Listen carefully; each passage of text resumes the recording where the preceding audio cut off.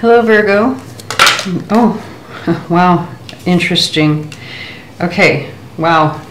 I was going to kind of start off by explaining how I was going to do this reading. In fact, let me go ahead and do that, and then I'll explain your card in just 1 second. So I'm here. My name is Missy. I'm here to do some AstroCharms for the month of October. My focus is going to be a little different for this particular reading than it would be for any normal AstroCharms reading that I would do, being that, you know, a normal AstroCharms would be just a general, what are the predictions for either that month or that 2-week period, right? But this one, we're actually going to focus on the astrological events that we have happening in October, being Mercury stationing direct tomorrow, October the 2nd. Then we have Pluto stations direct on the 8th. Saturn will station direct on the 23rd. And we have the lunar eclipse on the 25th.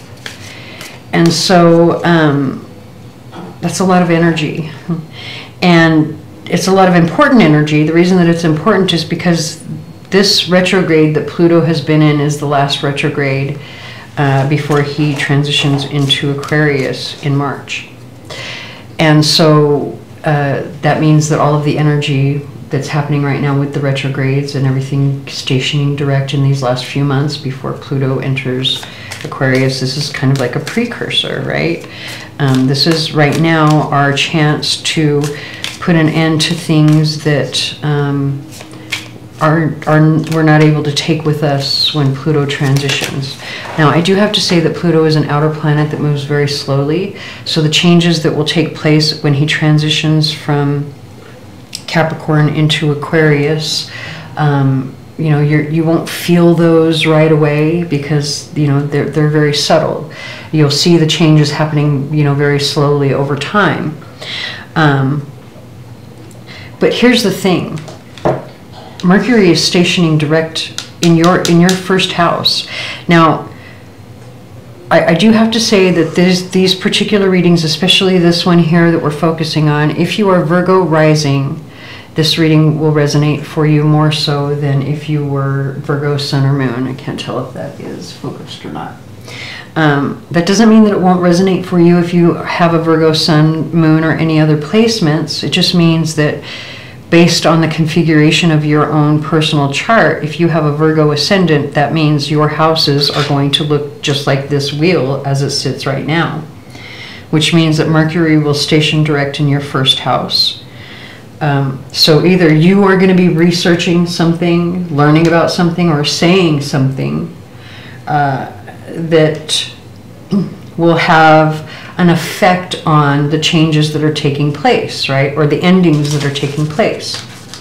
Now, Pluto stations direct in your 5th house, which happens to be the house of children, romance, creative pursuits, how you have fun, the things that you like to do for fun in your spare time, if you have any spare time, right? And Pluto's been moving through this house for a while now, changing these things for you already for a while now. So, you know, now is the time for you to put the finishing touches on those changes that have been taking place, to close out some cycles there, so that when he moves into your 6th house, and the changes that are going to take place there, you're prepared, you're ready for it. Now, the 6th house is the house that has to do with your health and well-being. How do you spend your time each day? What do you do each day? Are you of service to others? Are you charitable? Do you need charity from others, right? Are you in ill health and you need nursing? Or are you the one who goes out and nurses others and takes care of others? You know, these are all issues that can come up. Also, the 6th house is your house. Like, this is the house that it's Virgo's house naturally in the chart. And Virgo is the healer naturally anyway. And Pluto is all about like death and rebirth.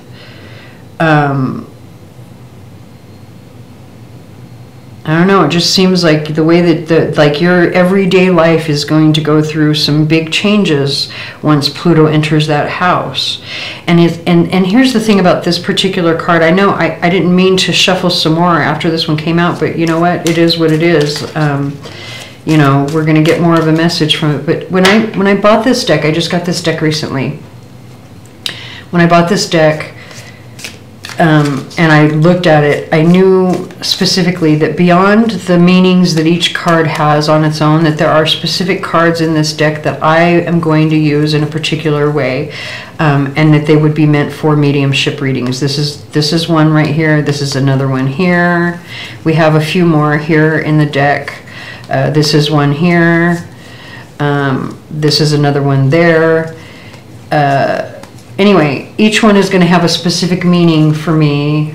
I had that planned. I knew that was going to be how I would use this deck as soon as I looked at it.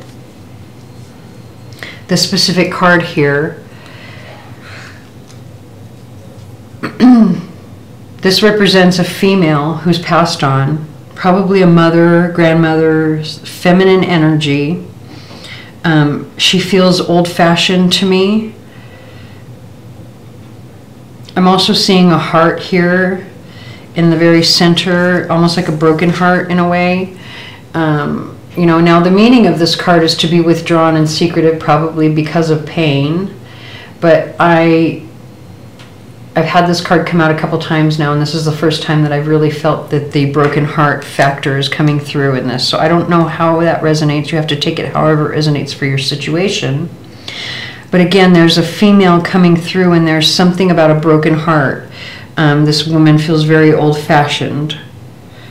And they're pointing out the necklace to me, so there could be a necklace, you know, that's important, or that was important to her. Maybe you have a necklace that was important to her, and that's how you would know who it is that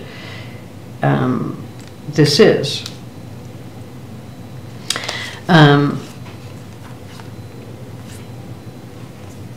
With all of this energy that's coming through on the bottom of the deck, it's all about like change, right? In order to gain what it is that you want, what it is that you're trying to work towards. We have the song, with the song Betty, Get Money, Young Gravy. All right. So the toad, the toad can be hallucinogenic. Now I know that's not the meaning of this particular card here. It's talking about cleansing and transformation, but the toad can be hallucinogenic. So there's also some there's like some factor that has to do with like maybe drugs or something coming through here.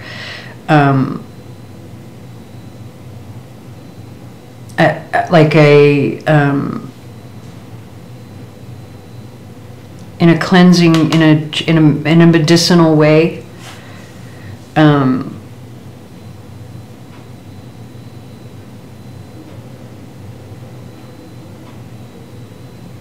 other thing that I just noticed that they're drawing my attention to is the wishbone in her hands. You see how that's sitting right on top of this area here that I'm seeing as a heart? There's like some sort of heartache surrounding a wish.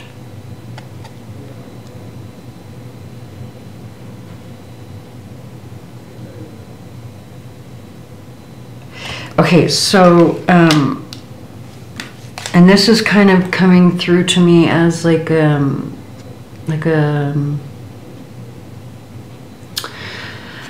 ayahuasca journey or some type of medicinal. Oh, I can't think of. I have a friend too that does this healing work, and I can't think of the name of the toad or the venom, the toxin that's used in the. It's a healing type of.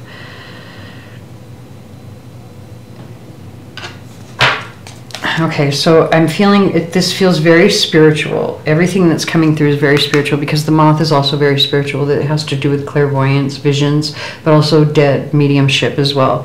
And so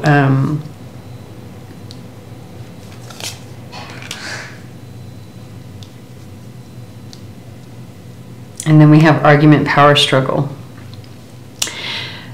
So I feel that the heartbreak that's attached to this woman here, maybe you and this woman, the relationship between you wasn't very, there was something about this relationship that was, it needs to heal, but she wants to have a conversation with you. And I think you need to do that in meditation. Now, you do not have to go, like, I am not a doctor, I don't want anybody coming back saying that I told you go and take some hallucinogens or anything. I am not a doctor, don't do that. You know, that's your own decision. You have to do your own research, make your own decision on that. That's not what I'm getting at here. What I'm getting at is that they want you to go into meditation. They want you to, especially with the season that we're coming into, the veil gets very thin in October. This is an October reading. This is your perfect chance if you would like to contact your loved one here. I feel like it can be like they want to speak with you. They don't want to just send the message, right? They want to speak with you in meditation, in journey. They want you to go into journey.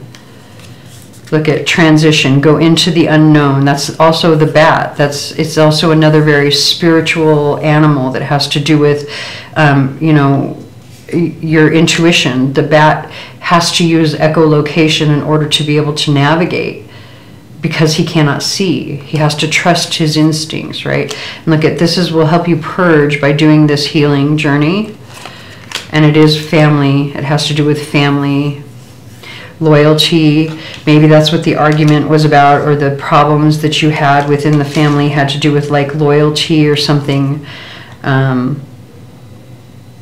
Yeah, and they're saying it will be hard to do, but also very, very successful, abundant, and healing for you. The bee is always, it's always like a very positive message of reward, basically. It will be very hard, but very rewarding. So I'm going to leave our loved one here to remind you. Again, this is mother, grandmother, sister or aunt, someone who was like a mother type figure, feminine. Okay, let me grab some charms. We have the song Uh-Oh by Tate McRae.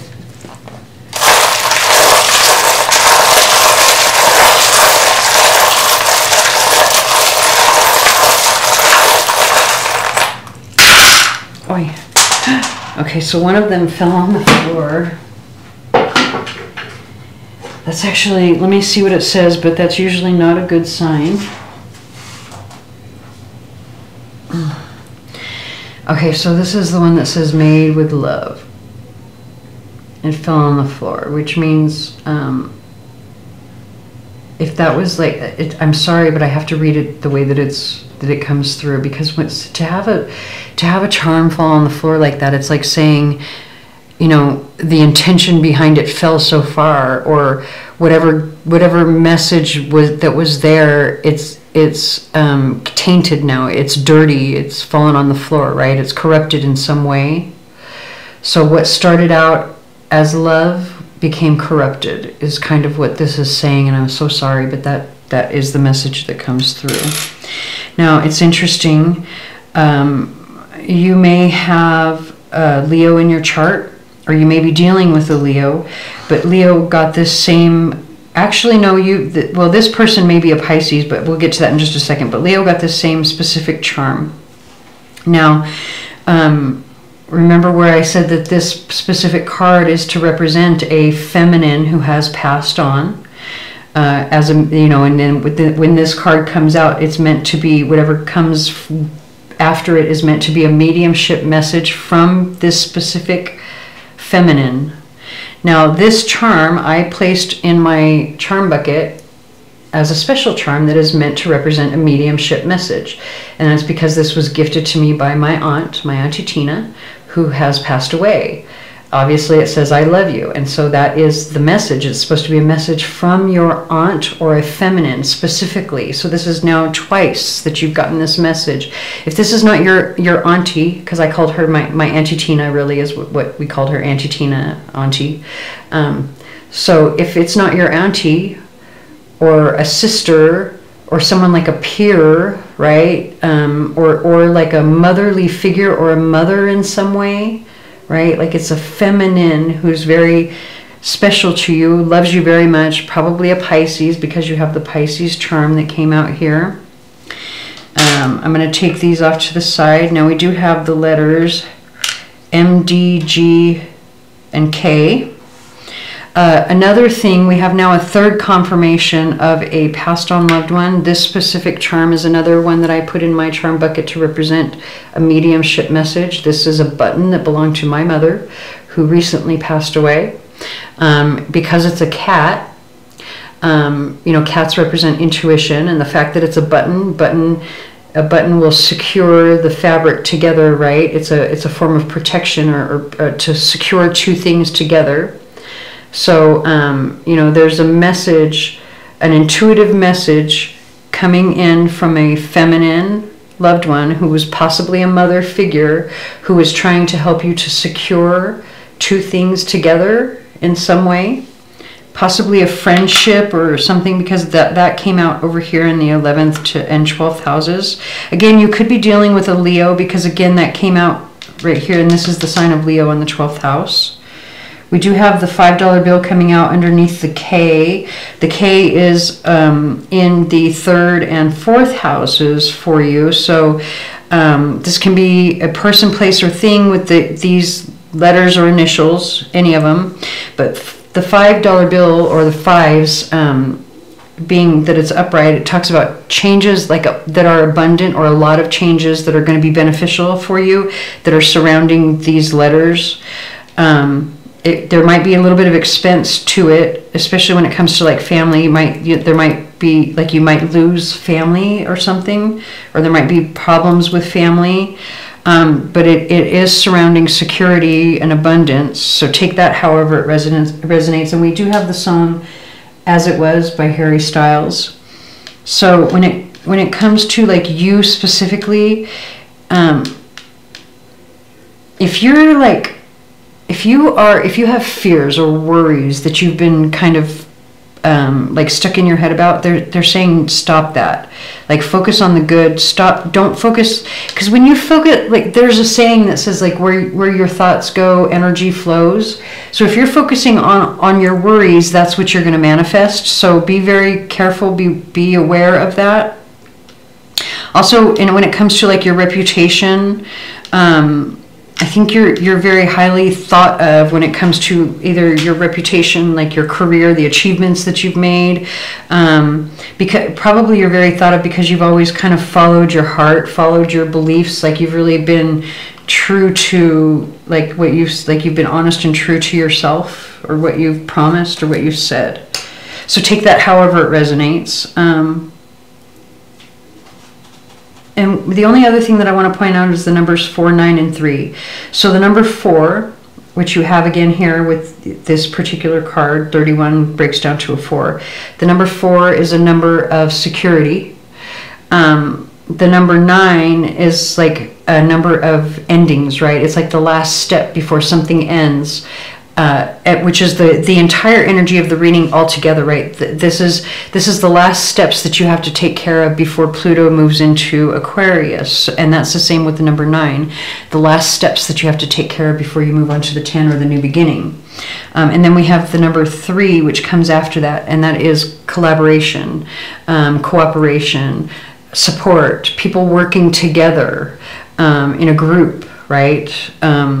So there are different dynamics that come into play, and that's the reason that you have to take care of these last few steps to secure yourself or prepare yourself for those dynamics as they're coming in, and that's coming in your blind spot, right? So that's why this message is coming through for you now, because you need to prepare. They're asking you to prepare for this change that's coming in, because literally, like, how the time that you think that you have each day, it's not going to be like that anymore. Your day-to-day, whatever you're doing right now, it's going to change once well, Pluto's transit through Aquarius is definitely going to change that. Okay, so I hope that resonates. If it does not, please stick around. There may be another reading for you here on the channel that does. We have the song Die First by Nessa Barrett. Please like, share, comment, subscribe, hit the notification bell, tell your friends, whatever you can to help me get my channel out there as I'm new here. And I thank you for watching.